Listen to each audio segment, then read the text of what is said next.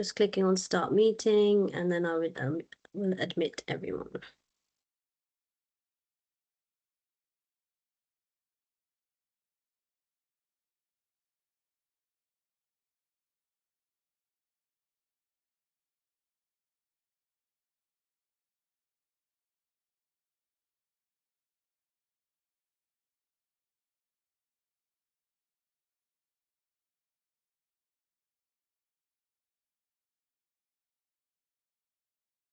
That's everyone joining now.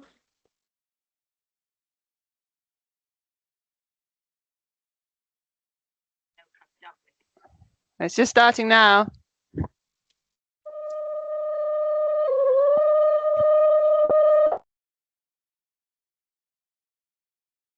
Welcome, everyone. Just a few more people coming in through the lobby.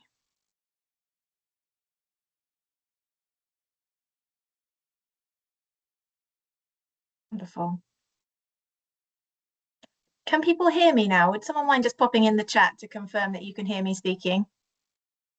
It's not clear. Okay, we've got some thumbs up. Lovely. Thank you. Fantastic.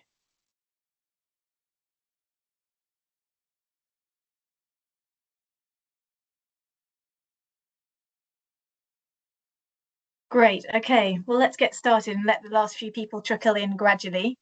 You're all very, very welcome here. It's wonderful to have such a lovely turnout. Looking forward to diving into this topic with you. If you think of any comments or questions you'd like to ask as we go through today, please feel free to pop them in the chat. We're hoping this will be quite a collaborative session, you know, something where we can get a lot from working. We've got lots of heads together here, and you'll all be bringing different experiences and contexts. So please do share your thoughts, and Charlotte and I will stop a bit later in the conversation for you to give you a proper chance to feed in your thoughts and ideas as well. We are recording the session, so you don't need to worry about notes, and we'll share the recording with you afterwards. Okay, so who are we? If you don't know Action Learning Associates already, we're the #1 provider of action learning facilitator training in the UK. We've been around since 1998, and we work right way around the world. And we're the largest independent network of action learning professionals in the UK. So what makes us different, I guess, is that all of us, our 3 directors and our associate team, work very deeply in action learning. So we've got experience that we can bring from different contexts, different countries, different sectors, which kind of makes the work hopefully rich through the work we do facilitating action learning and training new facilitators as well. So if you're interested in action learning, you're in the right place. Who's with you today? So the 2 directors of action learning here with you today. My name's Daisy. My background is in the NHS and non-profit sector, mostly in the UK. I started out in NHS mental health services and moved into housing and homelessness, working both in local authorities and in charity sector organisations as well. I've been working in people development, training and development for around the last 16 years, and action learning through all of that. My special interests are in neuroscience, mindfulness and well-being at work. How do people stay sane and feel good in really challenging jobs? So that's me. Charlotte, do you want to introduce yourself? Yeah, so I'm Charlotte Snowden. I'm the co-director with Daisy, and my background is very much from a corporate perspective. I've spent about 20 years now, I think. I keep losing track of time. Years disappear, but about 20 years in L&D, but from a broad range of big global organisations and some smaller professional bodies. So I've been in Centrica, British Gas, Everything Everywhere, telecommunications, and that sort of sector, but also I ended sort of in the professional solicitor world. So I've been at Irwin Mitchells and BHP Law. So before I moved to be a self-employed and ultimately now start in the last couple of years been working for Action Learning Associates. My speciality is what I love is transformational and then all change aspects of human behaviour that sort of underpins transformational change in organisations. Lovely, thank you. And Priya's also here in the background supporting us with admin as well, if you have any technical challenges as we go. Lovely. Okay, let's try and define some terms here. We're kind of tackling something quite broad, aren't we? And everyone has different jokes and stereotypes about different generations, the boomers, Gen X, millennials, Gen Z.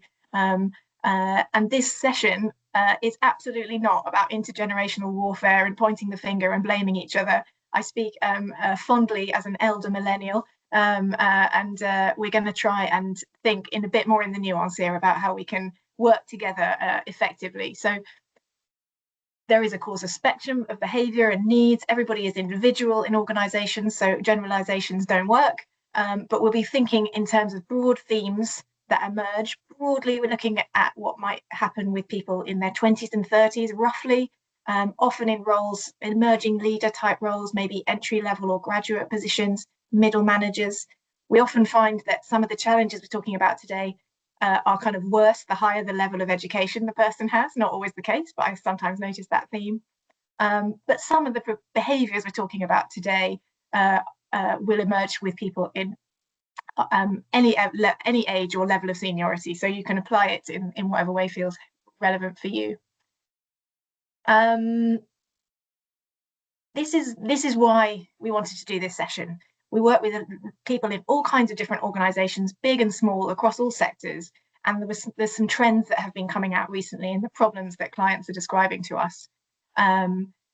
So some of them are kind of summarised here. Something about that they're noticing in typically younger members of their teams, a clash between high expectations about how the world will treat them versus reality. I was thinking earlier about someone I used to manage, another Charlotte actually, and I remember having a conversation with her once where I said to her, "I'm sorry, Charlotte, but you're kind of coming across as quite entitled." And she looked at me in surprise and said, "Yeah, I feel entitled." And there was just this kind of clear clash between my view of the reality and hers, that she felt entitled and entitled to behave in the way that she was behaving. Other clients have described to me the idea of needing to take a deep breath before working with younger colleagues. So there's some kind of clash of expectations here. There's something about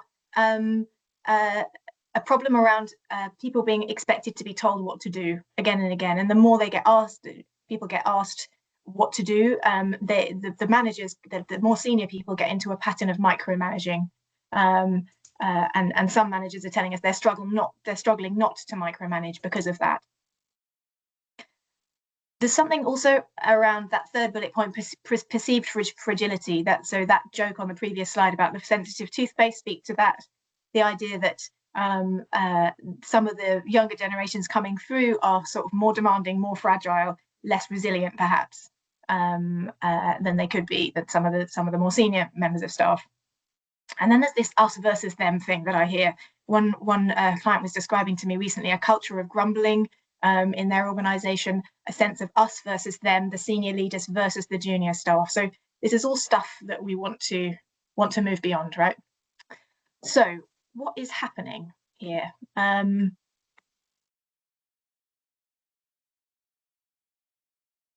There are clearly some real world challenges, right? And we're not going to tackle all of these today, but there are some facts on the ground. I don't know how many of you will have read Jonathan Haidt's excellent book, The Anxious Generation, but he tracks the rise in mental illness in young people, particularly since 2010 when smartphones were introduced. But there is in the data, for whatever reason, a clear increase in certain mental health diagnoses. And if you look at the graph on the right from CIPD, this is from last year, there is also a rise in the UK of number of sick days, and of course that's not all, that's correlation rather than causation, but digging into the CIPD data, a lot of those sick days are due to psychological ill health, and something's going on there.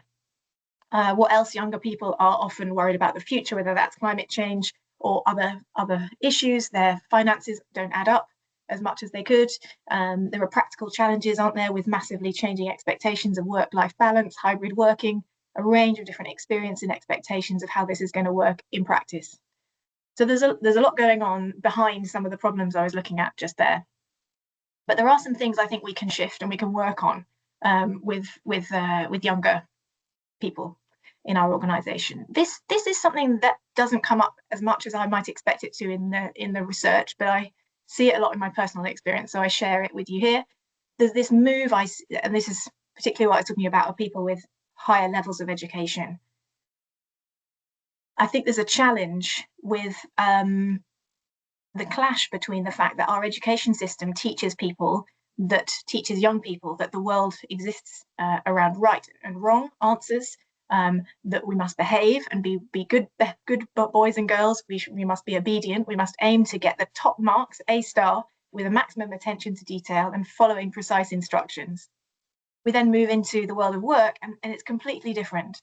The focus is about impact, not process. The focus is about efficiency, not always being the best, but rather doing what's needed for the job in hand, and not about keeping everyone happy in the way that it might have been at school or at university.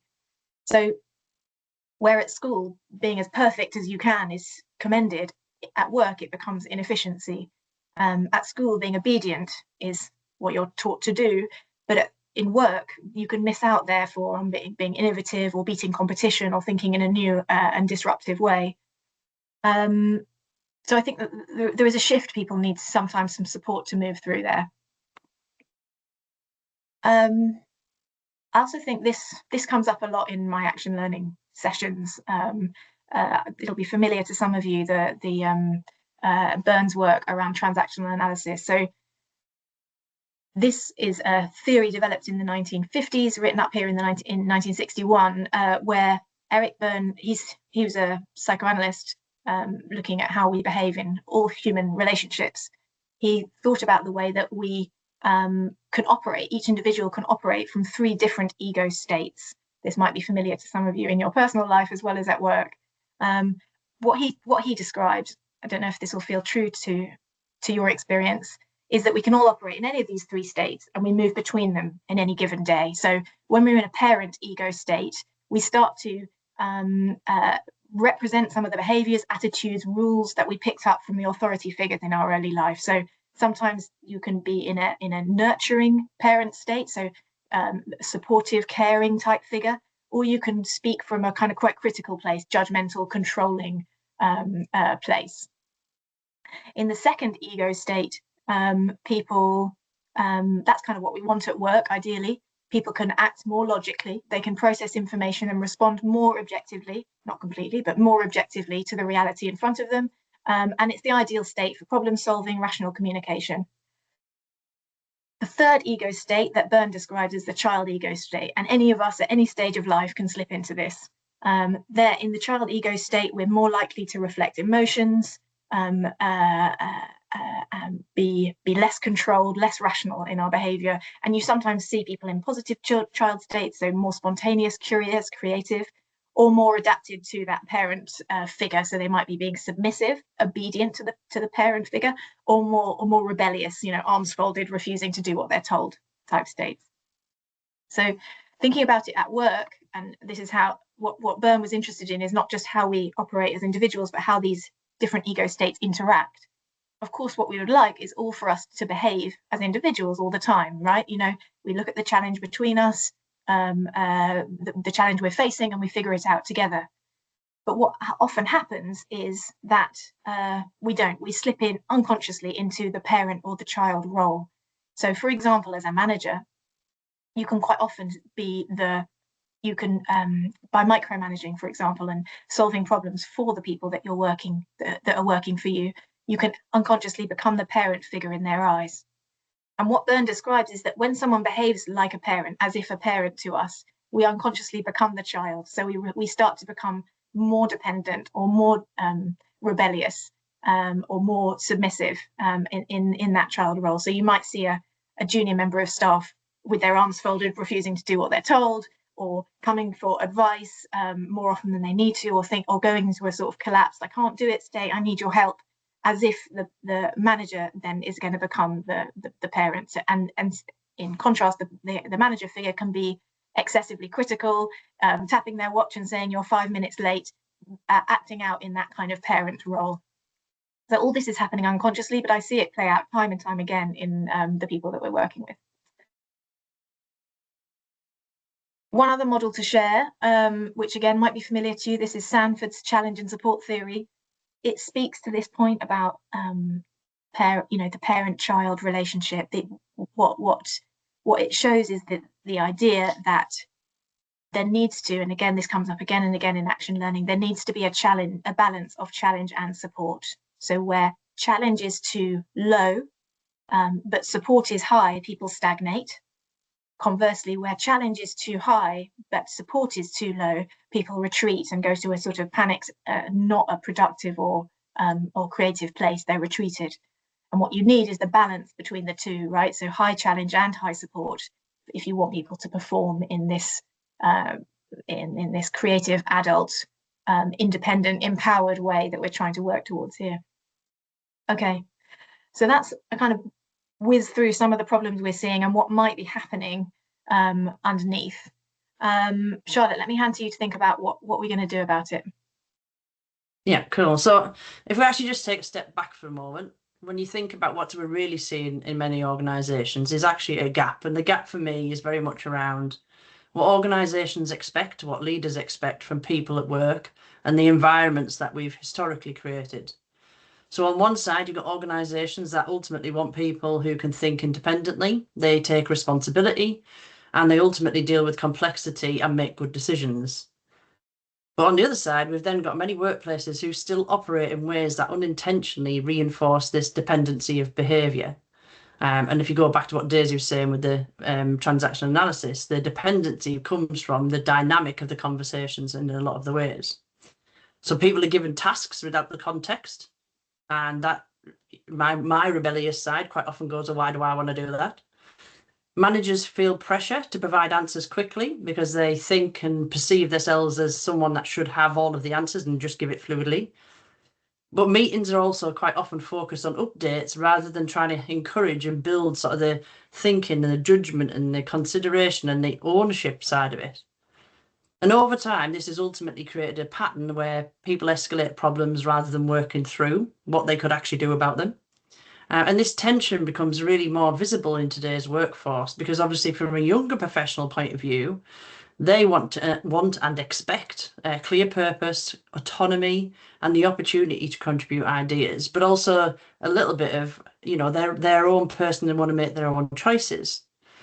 But we also have, you know, in some examples, we've got internationally trained professionals coming into our systems and their expectations around hierarchy, challenge, decision making, that might be very different to what we've experienced and how our ultimately environment now organizations are built.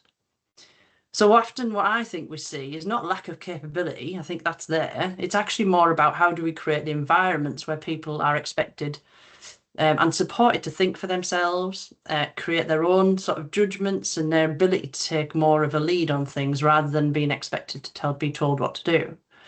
And that brings us on to maybe more of a leadership shift in terms of how do we simply move from processing on giving instructions to creating what we call more an adult environment. So the adult environment really sort of then looks at how do we treat people as capable contributors rather than passive recipients of instructions. And if we look at our organizational structures, processes, mechanisms that sit underneath all that, how does that enable or disenable individuals? If you got the next slide for me. So how do you develop thinking capability? So if we want people to think for themselves, we have to give them opportunities to practice that thinking. And that's where we use a methodology, obviously action learning to enable this, but you can look at it and how it works in your organization. But for us, action learning brings that small group of people together to really explore what's going on in the real workplace, what challenges people are facing, what ideas or suggestions they've got they want to explore, and ultimately through the series of questioning, reflection and action starts to change the dynamic a little bit and creates more of a thinking capability rather than a tell me what to do and I'll tick a box and then I'll be reluctant to do it anyway. So first one for me is really about the discipline is simple. So how do we move more to open questions rather than giving answers? Instead of someone in the room acting as the expert with all the solutions or thinking they should know everything, actually this really helps because we want the group or individuals to ultimately explore their thinking through inquiry, through challenges and perceptions that way. And even asking questions simply like, where do you think the challenge is here? or what assumptions have you already made, or what options have you considered, just starts to get people shifting their mindset. And these kinds of questions also help people sort of step back. And if they are stuck with a particular challenge, it allows them to think a little bit more clearly, but also then take responsibility of the decisions. And I've noticed in the chat, a couple of people it's come up that how do you get people to be more accountable and take more responsibility? But if you were telling someone what to do or trying to push someone down a road, they're not going to take accountability. They're just going to, well, that failed because you told me to do it. So again, it's the dynamic of how do you look at helping leaders and people in the organization to think through, develop their own way forward, and then take the action and accountability on the back of it. So many workplace challenges don't, again, another key capability is developing learning that is actually okay with uncertainty. No one has to know the answers, and I think actually being okay with people not knowing if it's right or wrong or which direction to go, and but actually having the environment where you can support each other to find the right path forward works really well. And that sort of really strengthens leadership capability, and really reinforces sort of supporting priorities and workforce equality and retention. So at the moment, we've been working with the NHS England to support senior nurses across senior nursing leaders across the UK around building their confidence in dealing with anti-racist leadership and stuff going on within the NHS. And through the actual learning process, what they've been able to do is explore real difficult challenges and reflect on their own approach and help other people reflect on theirs to identify real practical, things they probably wouldn't have thought about or not knowing the clear path, but practical actions that they can take to to try and sort of move this forward and improve the situation. And quite often when they come back together, as you know, action learning sets come back on a regular basis, they've sort of fed back that, their confidence in addressing sort of these unknown or challenges they've not come across has really been helpful. So another powerful aspect of action learning is the dynamic shift from hierarchy to peer thinking. And if you look at traditional organisations, so in the beginning, I told you my background was obviously in solicitor firms. They're very hierarchical, and ultimately it drives that certain expectation that I have to seek upwards in order to be able to move forward. But actually, what we're trying to do is challenge them a little bit more so they become a little bit more explorative and take a little bit more ownership in order to move forward. And again, instead of focusing on blame or escalation, it's how do you create the environment where actually the discussion becomes of value. So you're opening that to a group to sort of say, what is the challenge? What blind spots may you potentially have? What other perspectives may exist around this particular topic? And what influence have you got? So you start to shift rather than just tell me the answer. Right, no, let's work through what is the path forward. So I guess for me, the ownership and accountability is really critical. And what we do see is by shifting and asking someone to take ownership of actions and ultimately articulate their own actions, helps that shift to accountability and ownership. There are some companies that we've worked for are getting this really well. So I'm working with a charity at the moment on leadership development, and one of the key changes has been around ultimately coaching culture. How do you coach some of this back in order to empower, encourage, and ignite someone's passion for wanting to contribute and be part of something bigger than just the task at hand? And how do they get them to own it? The other example I've got also is when you're thinking about building a culture of learning and growth, where it's safe, where you're trying to develop people's judgment and trying to move it forward, especially from young sort of people coming into qualified roles.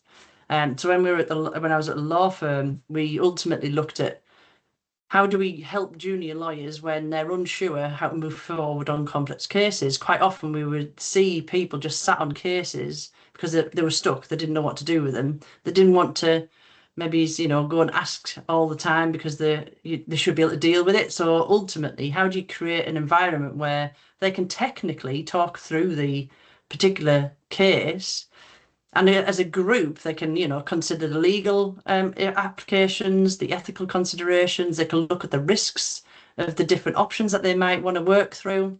But also because of the different perspectives in the room, when you work with an action learning set, it creates that environment where they could all learn off each other and build that in as well. Daisy, I think you have a really good example of this and about a recent work you've been doing in the NHS as well. Oh yeah, that was an example with a large London NHS trust, mental health trust, where we were working with groups of newly qualified nurses, so what they call a preceptorship program. They'd come in as newly qualified nurses, and we had action learning sets set up to support them in their roles. And the organisation had a lovely approach. They wanted to somehow learn from this work because it was a big old investment to get all these nurses to have this extra support. And so they used it as a research opportunity to draw out what were the themes that were coming out from these sessions anonymously.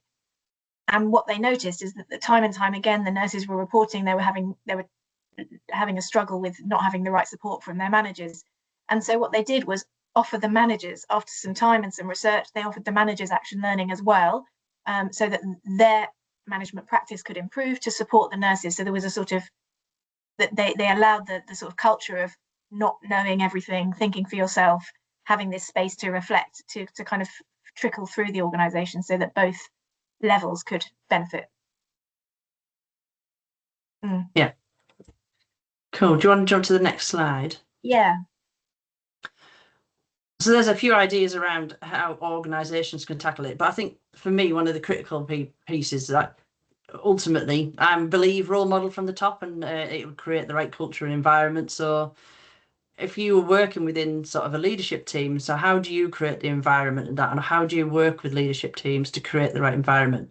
Because ultimately, alongside development approaches like action learning, leaders do play a critical role in shaping the environment where thinking can actually grow. So there's a few simple but powerful shifts.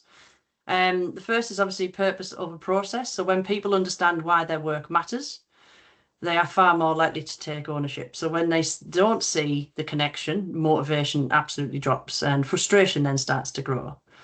There's some research that ultimately shows that around only 23% of employees globally are engaged, and a lot of our younger workforce is often reporting lower levels of engagement in that way. So leaders need to start to think about how they're communicating strategy, tasks, purposes, requests, and things like that, so people can align their work with what they feel is meaningful for them, or meaningful enough for them to actually want to be motivated and actually deliver on it.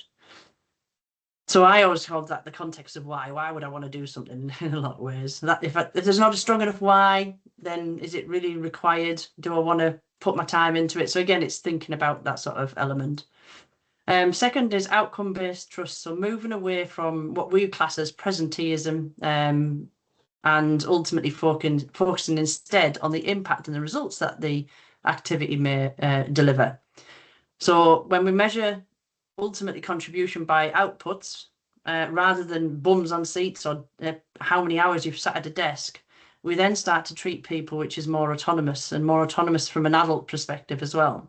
As in, we trust you to get the job done. How you want to go about it is up to you. Which I've also, in the chats, actually been quite, another point was raised around this working from home versus in the office, and how do you start to manage the expectation around that? But again, all organisations are tackling that very differently. It's interesting to see, but they always have that dynamic of, I feel like you force people into the office and then they start to resent that they have to go into the office. But actually what you want is them to see the bigger benefit of being in the office and creating that environment of collaboration, teamwork, and ultimately things like that. So how do you create an appetite to want to be in the office rather than a stick that tells you you've got to be in there?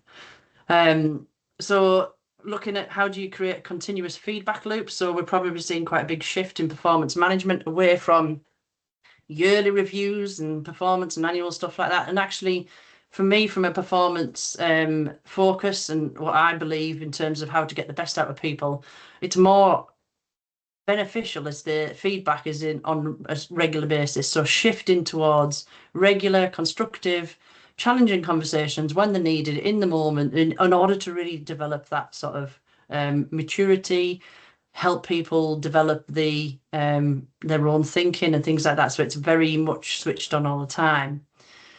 As part of that, you then create sort of natural reflection, natural learning and improvement on a marginal gain basis, rather than end of year saying, right, here's your 20 action plan points that you've got to now get right for next year. And then the last one, which is critical for me, and the next slide, I'll go through how you can maybe do this as leaders and what you can take away. But the biggest shift, I think, is the role of the manager. So managers are no longer there really to be subject matter experts with all of the answers and should be able to tick the boxes. I think they start to become facilitators of thinking. So sometimes most powerful response to a problem is not giving an answer. When I was at British Gas, one of the biggest cultural changes we had with the engineers was they would always call the manager to say, I can't do this on this boiler. What do I do? And they would give them the answer. And then by giving them the answer, that was quick, easy fix, job done, off I go. But actually, they had all the resources and all the support there in their room with them. They had instructions, they had all the laptops, they had peers as well and coaches. But the managers were getting hammered with calls. So the one shift that I ultimately worked around and we delivered was trying to get them to coach back and use them as the facilitators of thinking and trying to get them to think for themselves at the job on their own. Because ultimately that switched the dependency levels off the manager and back onto themselves. And actually they became, better for it. They dealt with all of the queries, and it was only every now and then when they really didn't know what to do, they would be able to escalate it, and it would be genuine then. So there's organisations, I think we really need to think about how do we create people who can think independently, and how do we then look at the environment which actually creates that opportunity for where thinking is expected but also practiced, because actually it's a skill set that people need to practice. Next slide, please, Daisy. So here's the leadership behaviour shifts that I think you can all take away. You can maybe practice, have a go.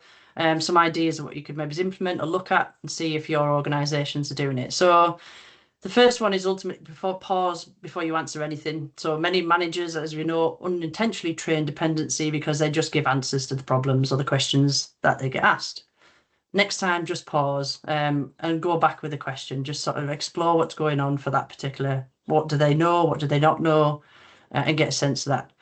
But that short pause ultimately signals that thinking is expected, not just I'm here to get an answer and please tell me what to do.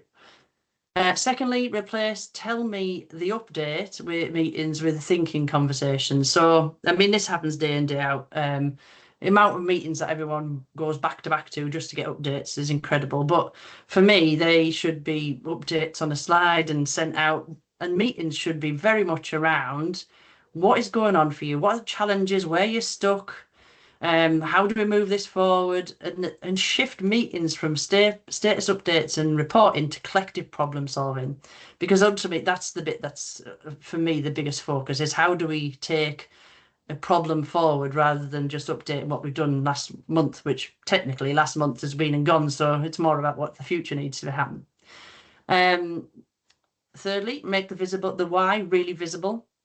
When people understand their purpose, why you want them to do something, why it's important, they're much more likely to take ownership. Or it might be just me who needs a why before I'll do anything, but we'll see. Fourth, shift from checking activity to discussing judgment. So instead of asking, have you done that yet? Is that ticked off yet? Have you sent that? Maybe start to go like, what's the order of priorities for you right now? What have you done so far? What decisions do you need? What blockers are in the road? And encouraging them to think about what they're doing and are they doing it in the right order, in the right way? Do they need any help? And that really encourages responsibility and clear thinking rather than, again, just ticking the list of of the actions I've been told to do. And then finally, normalizing not knowing. So as leaders, it's very easy for us because we've probably got more experience. We've probably done that role and grown up into that. But actually, what's more powerful is not knowing the answer. And when I shifted into a leadership role in the professional services, I didn't know the answer. I went into compliance and I hadn't done compliance before. So it was actually quite a beautiful relief because every time they came for a question, I was really having to coach and ask them around how do we move forward because I didn't know. So we had to work through it. So it created a space where it was very much around, well, okay, let's look at this together and let's work our way through. Because ultimately that created their independence, and ultimately it was safe for me to say, I don't know. So therefore, it created psychological safety, and it created that shared practice to develop and move forward as well. Okay, so next, we'd like to hear from you. It's great to see all it what you're facing in on a daily basis. So thanks for contributing. But if you think about everything we've talked about so far, what does it look like in practice in your world? And where can you potentially make a few shifts? So in your organisation, what have you seen that is actually really helping either younger colleagues or people grow in confidence, independence, and take their own sort of ownership? If you can share it in the chat, and we can get through some examples. Please don't be shy in the chat.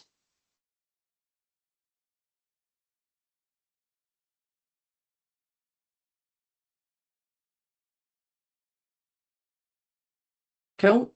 So self-directed LMS, yep. So they get to own their own development path. Lovely.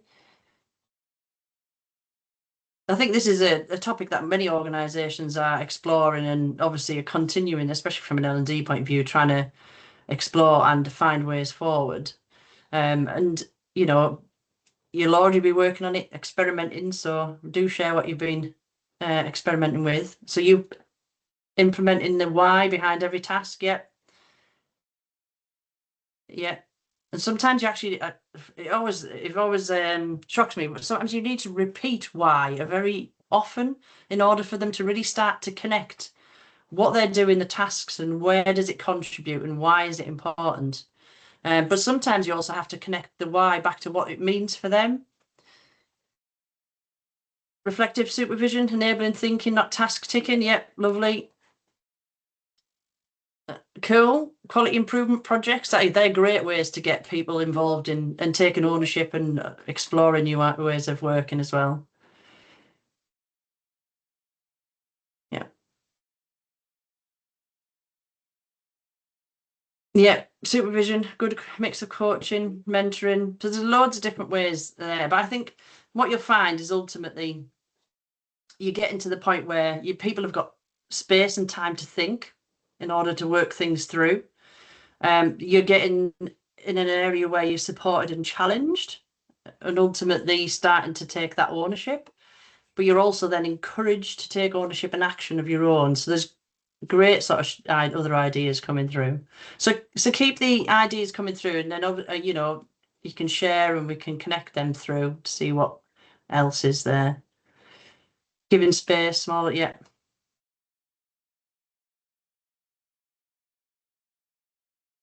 So again, some of the ideas and the suggestions that have come through, but also what we've talked to, do link to obviously the methodology around action learning, which ultimately intentionally creates that right environment and that supportive mechanism in order to really help people take more ownership. And it's simply three core things. So reflection, disciplined inquiry, and for me, the actions, sort of really getting them nailed down. And how do you create that sort of as a working culture rather than it being a element of programmatic delivery.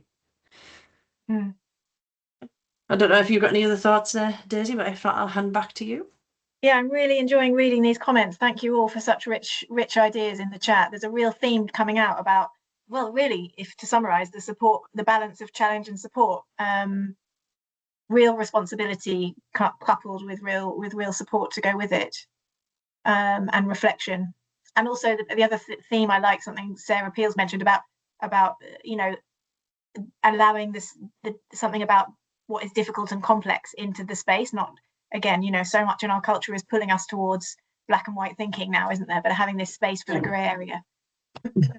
But also, I think the other element is actually when they pull some of the challenges that they're facing into the space, is that they're normalizing not knowing, or you know, not being able to create an environment where it's okay not to know. And even if you just get one way forward or consider one option, it just helps people get unstuck in a lot of ways in terms of that. So again, it's how do you create that shift? It's just that thinking space, isn't it? Fab. Okay. if other ideas emerge, please keep them coming in the chat, and we'll have access to this. Will we have access to the chat later? I'm not sure, actually. Maybe Priya can tell us about that. But you can keep a note of the ones you like the look of. Starting the shift tomorrow, then, just a couple of questions to drop into your next conversation or one-to-one. These open questions that you would hone more in an action learning setting, whether it's the manager or the junior staff doing it. What do you see as a big risk here? You know, this is the meat, isn't it, of how you create this thinking culture. For example, what do you see as the biggest risk? If I wasn't here to decide, what would you do? What information are you missing to make this decision? You know, so this kind of bringing this adult to adult interaction into everyday life. Okay, we'll come to questions in a moment. Any questions people are holding? How we can help? What we do at Action Learning Associates, we facilitate action learning sets, so we can come in as facilitators and hold this thinking space in your organisation, and that might be about the junior people being allowed to think for themselves, or it might be for the more senior groups to think how are they going to support the junior groups, or both. We also do a lot of training of new action learning facilitators, so that people can we can train people within your organisation to facilitate that space for their colleagues. And then we do some other levels of development for action learning facilitators. So we have an advanced class and then a master class beyond that.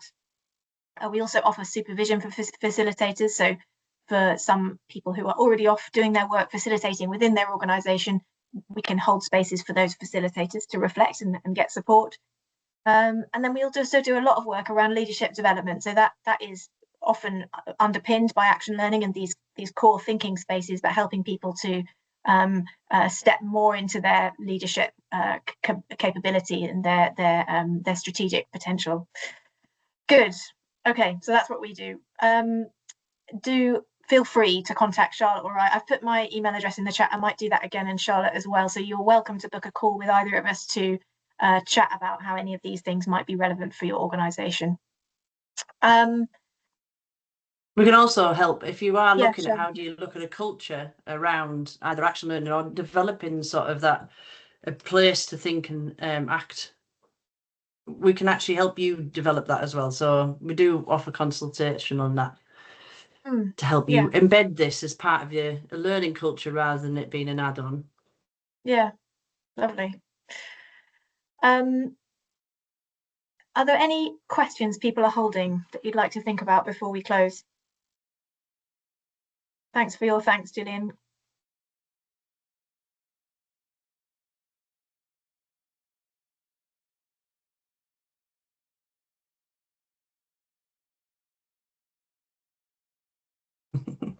That's a good comment here.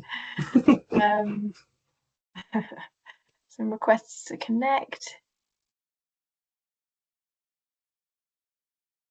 Yeah, Sarah, I mean, this is the beauty of holding these as well, is, you know, the people have got all experiences in different organisations, so use LinkedIn outside of this to connect with each other and in that way. Sarah's commenting about training schemes. You're reflecting on the training schemes you've developed, competency-based training schemes, and whether they themselves are part of the problem. I don't know if you've got a question in there, Sarah, but we're just thinking out loud.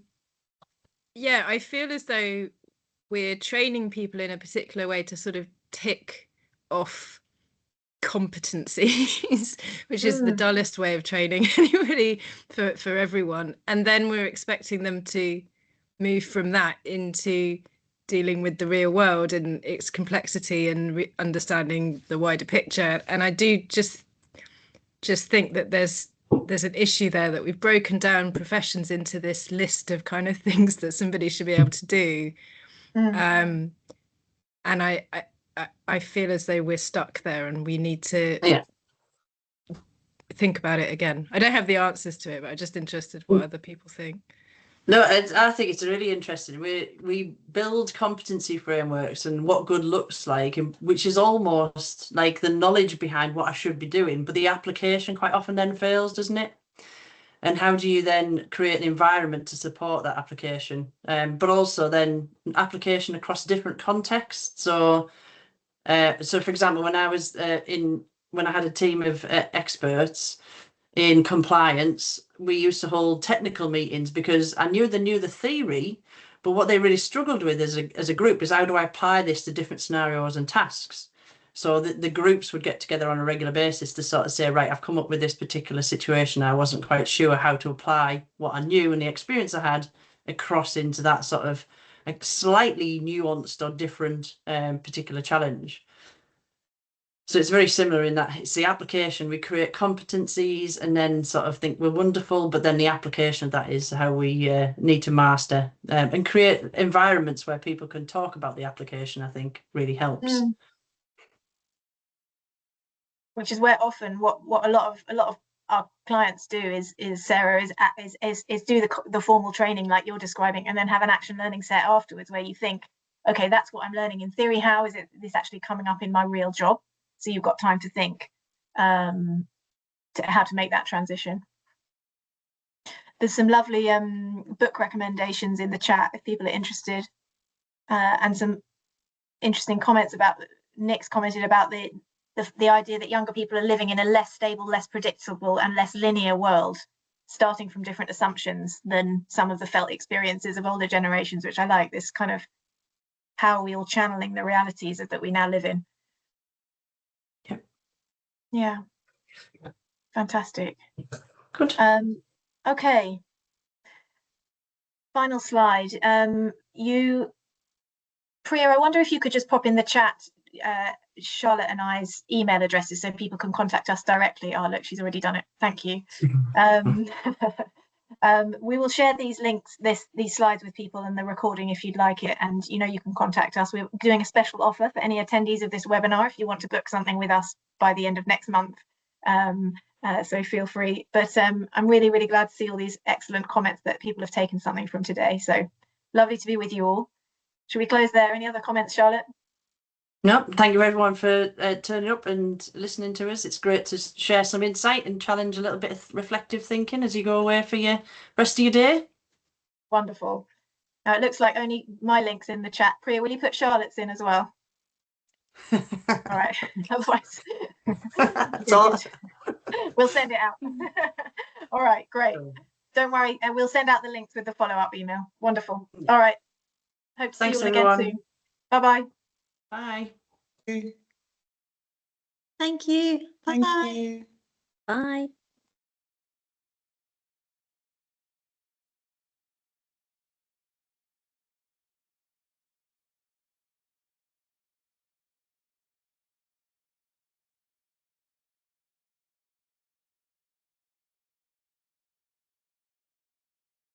Still talking.